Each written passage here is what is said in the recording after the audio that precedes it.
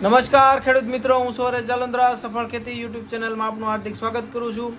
તો ખેડૂત મિત્રો, આપણે જોયું હતું ગયા વિડીયોમાં કે મગફળીમાં આવતી ફૂગ વિશે, તો એની થોડી માહિતી લીધી હતી। હવે આજે આપણે જાણવાનું છે મગફળીમાં નિંદામણ વિશે।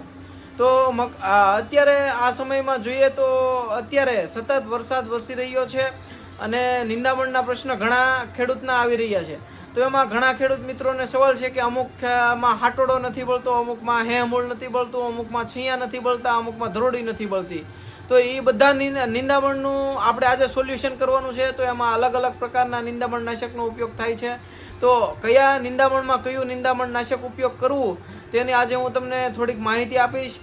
તો ખેડૂત મિત્રો, અમુક ખેડૂતને ધરોડી હોય તો એમાં આ ક્વિઝાલોફોપ ટેકનિકલ આવે છે, પ્રો ક્વિઝાલોફોપ આવે છે, એ ટેકનિકલ ઉપયોગ કરવું। છૈયા હોય તો એમાં કૃષિ રસાયણ કંપનીની કે રામ કરીને આવે છે દવા, જેનું માપ છે 80 ml, એ ઉપયોગ કરવી। પછી હાટોડો હોય તો હાટોડોમાં તમારે યુપીએલ કંપનીનું આવે છે આઈરિસ, સ્વાલ કંપનીનું પટેલા, ધાનુકા કંપનીનું પર્સ અને એગ્રોસ્ટાર કંપનીનું હોર્સ કરીને એવી માર્કેટમાં ઘણી દવાઓ આવે છે। એમાંથી આ 4 કંપનીની દવા છે, એનું સારો રિઝલ્ટ છે। શેષમૂળમાં જોઈએ તો એમાં આઈએલ કંપનીનું હાચીમેન, અદામા કંપનીનું શકેત, ધાનુકા કંપનીનું ટોર્નાડો, ભારત કંપનીનું ગોચું, એવી ઘણી દવા જે એમાં ઇમેજર થાય ટેકનિકલ આવે છે, એ દવા શેષમૂળમાં જોરદાર રિઝલ્ટ આપશે। અને આગળ જોઈએ તો ઘણા ખેડૂત મિત્રો 50 દિવસની મગફળી થાય ત્યારે નિંદામણ નાશકનો સ્પ્રે કરે છે।